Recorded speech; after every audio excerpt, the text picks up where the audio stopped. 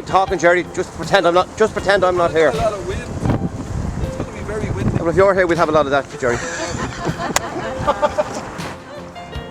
Don't let me stop you. Keep him at the back. Keep him in at the back. There we go. Fine. Tell us all about this tree. I have a very good sketch of that tree actually. That was done by your comrade in arms there when he was part of his community spirit stuff. Before he became too busy to do anything. Entitled what? The tree? The tree? True, yeah. Part 2.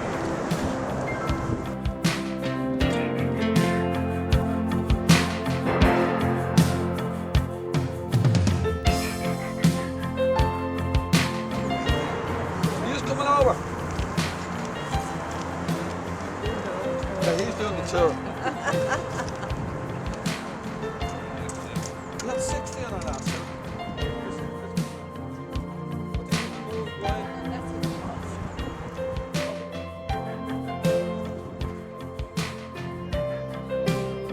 People who are here for the first time, you're welcome. A small crowd this morning, a huge crowd the last time. So maybe that's a good sign or a bad sign. The first thing we're going to talk about this morning is the gates here. I'm going to give you a bit of history about the gates. The gates were built around 1860. And they were part of when Sir Charles came here. When Sir Charles inherited the estate, Sir Charles Donovan inherited the estate in 1857 from his father. He started to make changes around the estate, and he borrowed money on it. He circumvented his father's wishes, basically. His father put something in his will that his son could not raise a mortgage on the house. But Sir Charles managed to circumvent that in some way, and he borrowed money and he started doing huge improvements on the estate. These improvements were eventually to bankrupt him. He was bankrupt in 1875. But these gates were part of regenerating the estate, and he was also stepping out with Lady Margaret St. Lawrence. She was the fourth daughter of the 3rd Earl of Holt. So he was probably trying to impress her. She came from Holt Castle. So he was impressing her. And this was part of impressing us. We built this here in 1860. And this is actually moved 25 metres to southwest. Those trees were actually behind the original wall. When we changed this in the year 2000, this park was being done. These gates were basically moved back to facilitate road widening down there. So those 2 trees were actually behind that wall. In 1935, when the last Domville died, the estate was standing here and eventually ended up in the ownership of the state, the Department of Health in particular. And Grange Gorman were the ones who were running the asylums at the time. And this was targeted to be a TB asylum, but that never happened. And while the TB asylum idea was being floated, this area here was actually being used as a sort of a breadbasket by Grange Gorman. They put people in the estate here that actually worked for Grange Gorman, and they managed the milk, they grew stuff, and this all went back to the mental asylum. The gates also, the original gates were taken off around 1949, pillar and gates, and they were brought over to Grange Gorman, and they're still there to this day. If you're ever in Grange Gorman, you're going in, maybe not as a patient, as a visitor, look at the gates in front of you, they're the original ones. They're much more... The main gates on Grange Gorman. The main gates in Grange Gorman. They're very ornate, they're taller, but the pillars are a little bit thicker, but they're fairly similar in design. So they reinstated some makey-up pillars, some red brick pillars, and a sort of a half decent sized gate. So that's the story. As I say, that wall and the gates were only built in the 1860s. The original entrance to the estate was up Santry Avenue. There was 2 of them, 2 or 3. And as I say, this was only put in 1860. I'll point over here, just for the people who are new. This was originally, on that site, we reckon the first pub in Santry was here. It was called the Royal Oak Inn. We know this from a book. The last history book that was written about Santry was written in 1883. It was written by the rector of Santry, very detailed. And he tells of a pub called the Royal Oak Inn. A man called Charlie Kavanagh held the licence in the 1770s, and it eventually moved through various snips and stops, eventually up to where the Swiss is today. We reckon that there was a pub on the corner of Church Lane where the forge was, and the centre section of the building where Wilson's used to live. It was a 3-building set, and we reckon that the centre section of Wilson's old house was an inn, and then it moved further on to the Swiss then. When the licence passed to different people, they put the pub somewhere else. So that was where, and on a map in the 1730s, that lane down there is referred to as the Bull Dials Road, which was now Cooley Lane. For anyone who lives a mile over will come up. That's originally called the Bull Dials Road. So what we're going to do now is we're going to go over to the corner here, right up to the corner there, and we're going to talk a little bit what we can see about the church and where the forge was, and then we're going to head back on into the estate property, alright? Okay?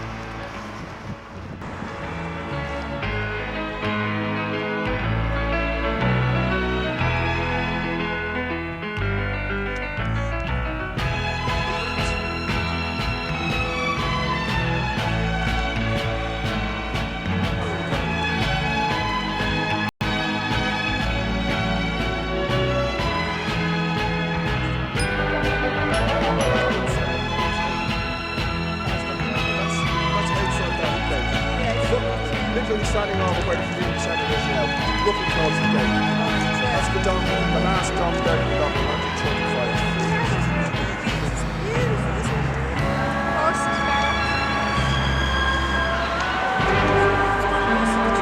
It's going across the church, so that's the title of the story.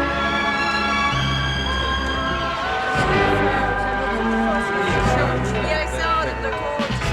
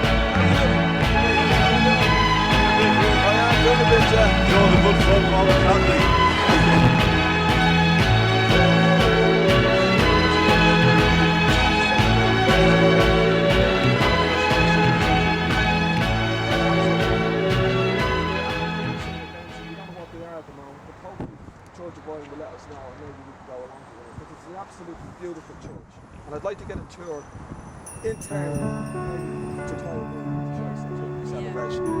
But the church is built on the site of an old Christian site. We have a local fable here that a man called St. Pappen of the Santry. He's the patron saint of Santry.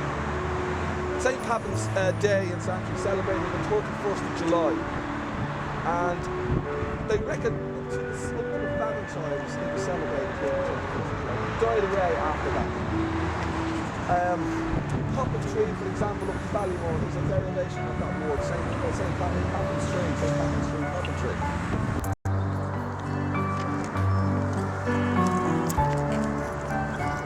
How are you? How you doing? How you doing? So that's what it looked like. And we lost that at the end of the 60s. To give us that beautiful building over there. And long term, we will be pressing the council. When we go to the walled garden of the tour, we're going to identify the walled garden as the new heritage site in Santry where people could go and visit replicas of it. They could build them and put a forge back there again. People could go and they could tool it up and they could see something like what they're doing in Newbridge. But it's going to take time. Okay, we're going to head away from here. We're going to head up towards this direction. We're going to bring a old glass here. Just explain this. When the estate became defunct, there were still 13 families living here, but they needed to go and live somewhere. So they started to disperse. But in 1948, basically, they built those and they relocated 6 families that were currently living in lodges and buildings here over to there. So that's historical centre of Santry, really. It replaced the village that's demolished. This is sort of the new section. All the old Santry families are there. All the, what they call them, the locals. Like my family go back to 1880 here, and I'm still regarded as a runner in. So whatever chance you think you have. A chance, so. Well, I'm from Jardistown. David.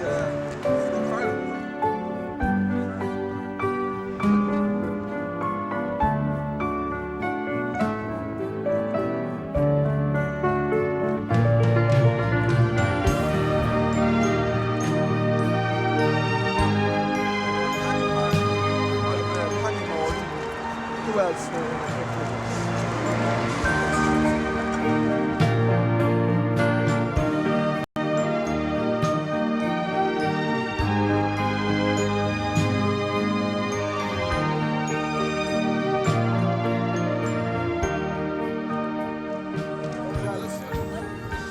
Like last summer. There, that's nothing. It's like resembles the original one. The original gate that was on that, when Sir Charles was doing up that house, he took the original front house gate off it and he brought it down here and he put it on the wall garden. So it was very ornate. And we have a beautiful painting of it which was done in 1937 by a famous Irish artist called Ernest Hayes. And I learned about Ernest Hayes from talking to Mina, because Mina Cribben lived in that. There was a house inside of the wall garden, she lived there. So she remembered coming out to this very place where I'm standing here, and there was a man painting a painting. And she as a child, and other children on the estate, would stand behind him and watch over his shoulder. And she gave a great description that she was absolutely amazed to see the view in front of her eyes actually falling down on the pages beside her as he was painting. He was a great portrait painter. He painted the Duke of Gloucester. But anyway, she sent me off on this expedition of trying to find out who this artist was. So she told me his father had an optician shop in Dorset Street. So I'm going to cut a long story short, my father said. I eventually tracked down his wife. He had married an Austrian countess. His first wife died, she was a pianist in London, and this Austrian countess married him. She fell in love with him because he was an artist. But she was still alive, and people in the National Gallery remembered her. She was a guide, she was Austrian. And she would interpret for the German embassy when people were coming here, they needed to speak and they needed an interpreter. She used to do that as a sort of a nixon. But anyway, I got her here. I found out where she lived, and she was very bad on her feet, so I actually drove her in my car here, and I got Mina on the way. And she was absolutely thrilled to meet Mina, because Mina was a connection back to her husband. Because this woman really, she's a shrine in the house to her husband. Everything is exactly the same way as the day he died. Even to the matches on his pipe, nothing has been moved. So any lads here think that your wife's going to do that for you? Well, we're going to move around out of the system up to the top that the wall garden was to be left alone. Build it somewhere else. And if you look at what happened, basically they just took it and they squashed it all down. They didn't lose the apartments, they just built them closer together. They were originally halfway up here, and they were going to say, they were going to leave some walls as a reminder to the grandeur of what was once here. And Fingal County Council didn't agree to that either. In fairness to a man called Michael Green, who's now responsible for doing Swords, the reconstruction of Swords Castle. He insisted that the walled garden be left intact. So we got that concession from the developer. Wood. Because the original entrance to the estate, the big entrance to the estate, the main entrance was on Ballymun Avenue, where the Trinity College little place is. And there was a rear entrance this way, and then you had the front entrance over this way. But I have my binoculars here, and we get up to an elevated site, you can actually see the lodge over there. It's the last piece of the Donville estate left standing. But there, you see the white building. You now see the white building with the low roofs. Yeah, where the cars are, behind the cars. Yeah. But that's the last original lodge standing in the estate. And that's where the caretaker of the Trinity College lives. Is that near the gate itself? It's actually up from the gate. Right. There's 50 yards. Right. But you can see the chimney from Santry Avenue. And the smoke, we like the fire.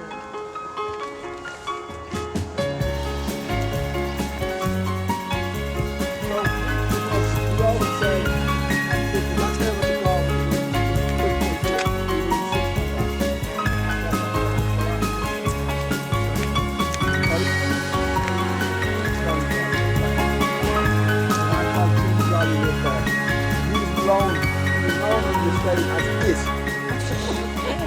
So you can understand how well he was thought of. Have you seen it around? So he wasn't jolly by any stretch of the imagination. And he was in the local LDF. We have a photograph of him. Actually, the photographs we got from the funeral. When the Jollies left the estate, they went to Scotland. And a granddaughter of Jolly's married this man. And he had connections with a family here around the estate. Actually, one person in the estate went off to live with Jolly in Scotland. Her name was Redmond, or Morden, and he sent us all the photographs. This is where we hope everything is going to happen in the future. People will be able to go in through that gate there, and there will be places in there you can visit, like a forge, a Swiss cottage, and a centre where you can have some coffee, and you can enjoy the garden. It's a proper garden. Like, it's all planted up with flowers and trees, and we have a map that details in 1867 was done. The Victorians were absolutely brilliant for documenting. Everything was documented and everything was drawn. We have a huge amount of material on what this estate looked like, particularly the walled garden, and we're going to draw on that. Mina's house was right here, Mina Cribben's house. If you take that wall down, her house was gable end onto here. But that's how she knew. She was able to walk around the gardens. And that's how she came across the artist. Ernest Hayes was his name. Ernest Hayes. I'll ask you next time we're here what the artist was. If you don't answer, I know you're going to listen. Alright, let's move away. Alright, guys, again.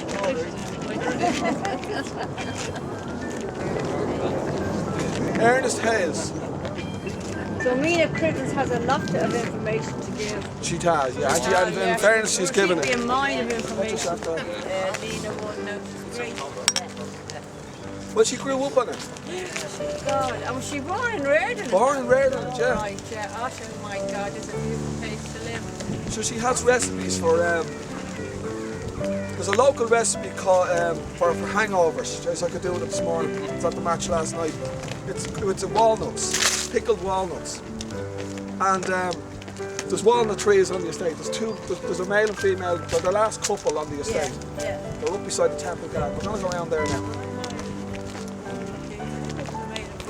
There's a male and female, yeah. Yeah, it's like the holly tree. Now, they don't run around together, they stay. I just like the holly tree. Now, funny enough, there was no holly here this year. Yeah. On the Christmas tour, I was hoping to get loads of red berries, but last year it was huge. There's red berries everywhere. So I don't know, maybe they come every second year, I don't know. But if next Christmas, Be a harsh winter. have a look up here. Yeah. You might get your holly with berries on it. Yeah. Don't tell them I sent you.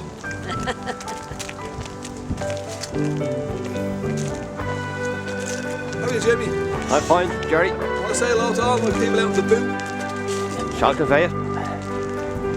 The ghost town that was once the boot. The boot end. Not much of it left. Actually, we could do a tour of the boot end. We could.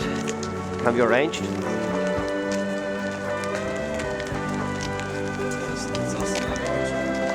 Well, it's good, yes.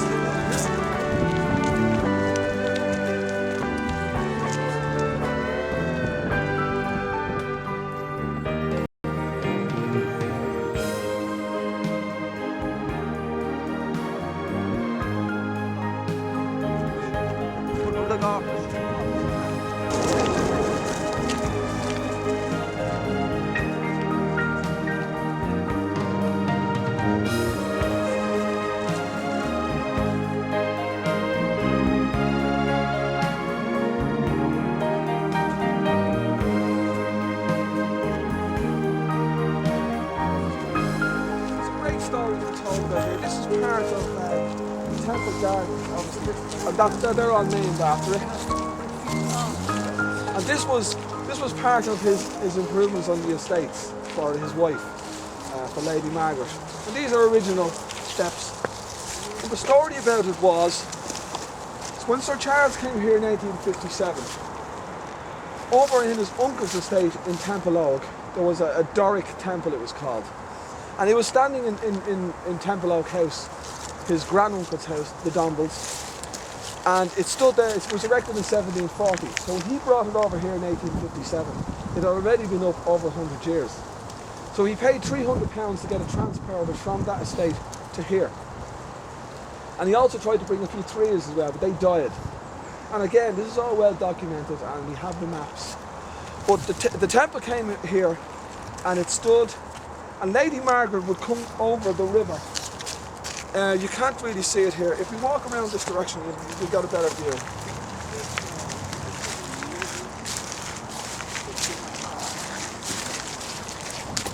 Each side, but they're only scrub. But there was a walkway. But she would come over the river, over the bridge, and over the river there was a shell house made of shells, a small miniature cottage. That she would come out in the evening time and entertain her friends. They would come over the bridge. They would walk around and have tea up here. And the temple that she would visit is not there anymore. In 1931, in the night of the big wind, on Guiha Moor, I think we call it in Gaeilge, a tree blew down and knocked the temple off to one side. And any men that turned a Lane or knocked around here in the woods would remember the dome was always lying on its side. It'd fallen off the columns, and the columns were dispersed down through the years. There are still pieces, at least 2 columns of the original temple lying around here that never made it. People thought they were trees, but they're not. They're actually the granite columns. In 1931 it lay here, and in 1946 the Guinness connection was established with the estate. Lady Margaret's sister had married Benjamin Lee Guinness. And one of the Guinness ladies, her name was Lady Una Guinness. She was one of the 3 sisters, Aileen, Maura and Una. They were the Golden Girls in the 20s and the 30s. And when she got married, she went to live in Lugalaw. Her father, Ernest Walter Guinness, gave her the Lugalaw estate as a wedding present. And in 1946, her eldest girl was 14 years of age, and she was getting some inoculation. I'm not sure whether it was German measles or whatever, but it went wrong and she died. And she was heartbroken about it. Remember this, and this girl was a socialite. The mother, Lady Una Guinness, was a socialite. She was huge, she was famous for entertaining in Lugalaw, especially the Hollywood set. And she had a friend called Oliver Messel, and he was a costume designer in Hollywood. And the reason I know this is that I actually went down to Garrick de Bruyne, Lady Una's son, and he brought me into Lugalaw, and he explained exactly the whole story to me, and he brought me to see where the original temple is now. But I'll go back to 1946. The girl died, Tessa was her name, and Lady Una was looking for some fitting memorial for the grave of her daughter. So she asked Oliver Messel to come up with some sort of an idea, and he came up with a temple with an angel walking through it hand in hand with the child. So she had remembered that she had a shout on this temple. She knew about this temple, and she would have visited this temple because Garrick remembers coming out here as a child and doing exactly what the locals used to do. He'd be crawling underneath it and looking out at the sky through a hole that had gone in the roof of it.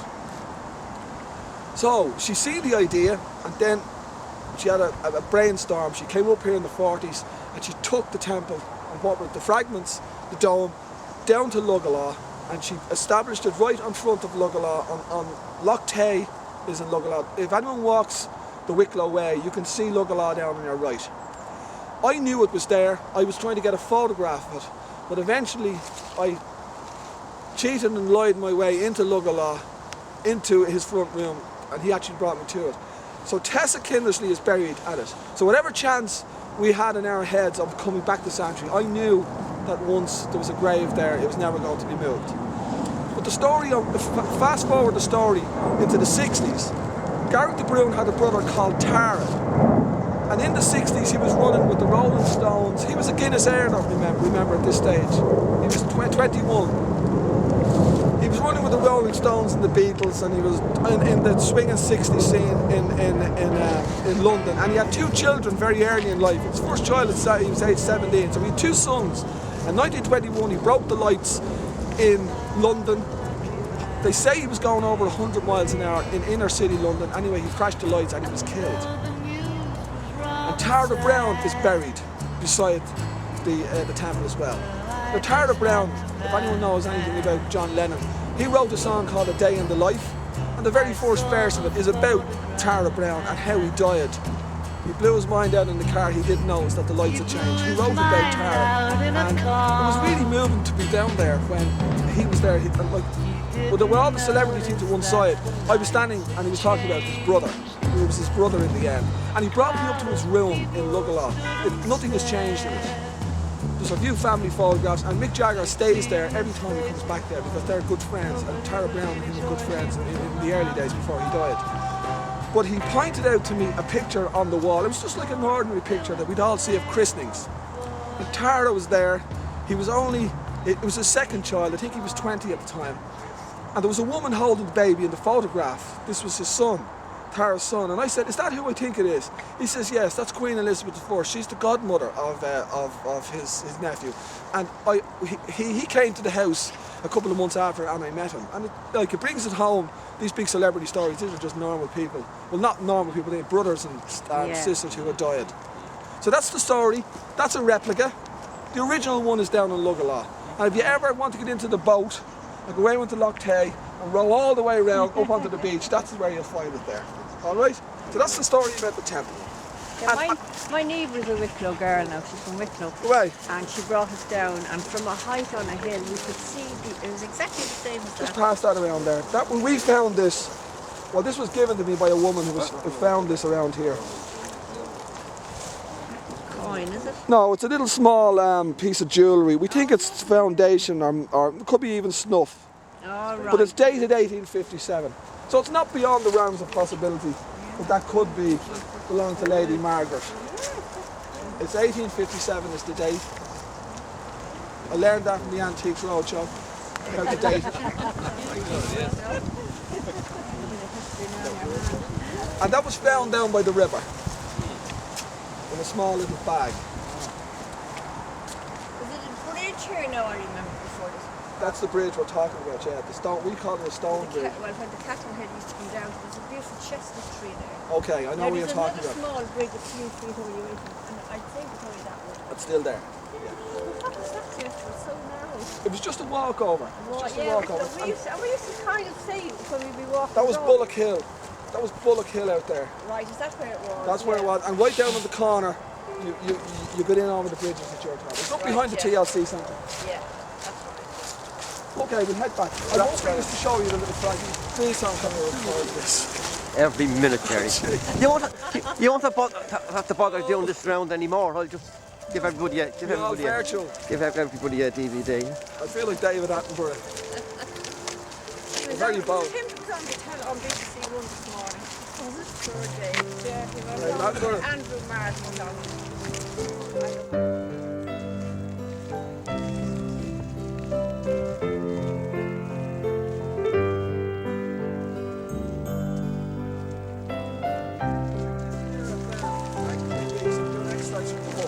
I've been doing it for 3 weeks already. It's at half 11 on Thursday. I'm in the north side today. I do about 15 minutes. Just talking about something from the year. Near FM 90.3. Yeah, but get it.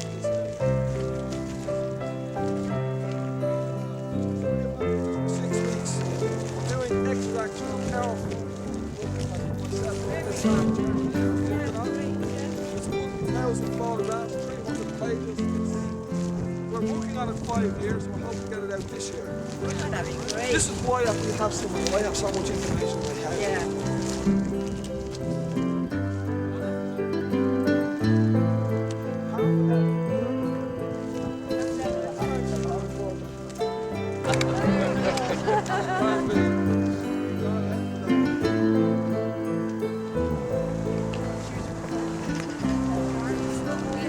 That's an evergreen oak tree. Evergreen oak tree. And you'll see the acorns here. Yeah. I try to plug it in.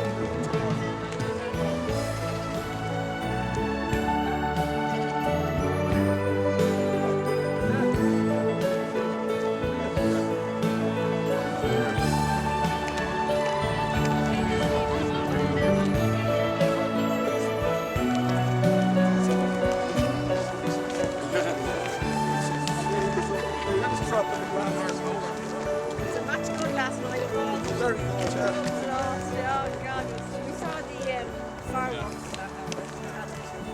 We'll be between the fireworks and our back there.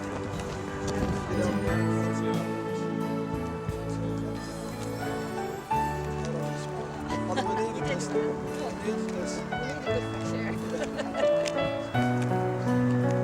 You were saying, you know? Yeah. Documentary. Jimmy. I just want to say thanks very much for coming along. Pleasure. Great.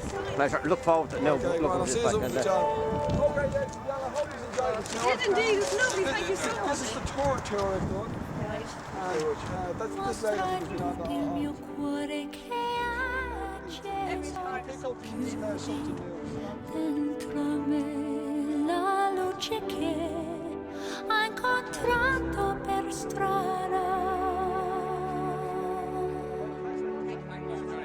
Time to say goodbye. Paesi che non ho mai veduto e vissuto con te.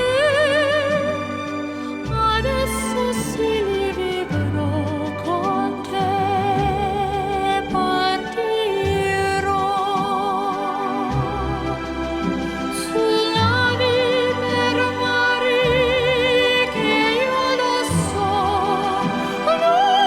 non esistono più. It's time to say goodbye.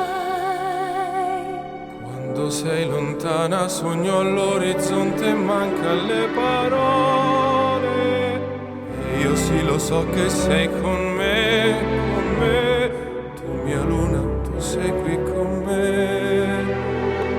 Mio sole, tu sei qui con me, con me, con me, con me. Time to say goodbye. Paesi che non ho mai veduto e vissuto con te. Adesso sì li vivrò con te.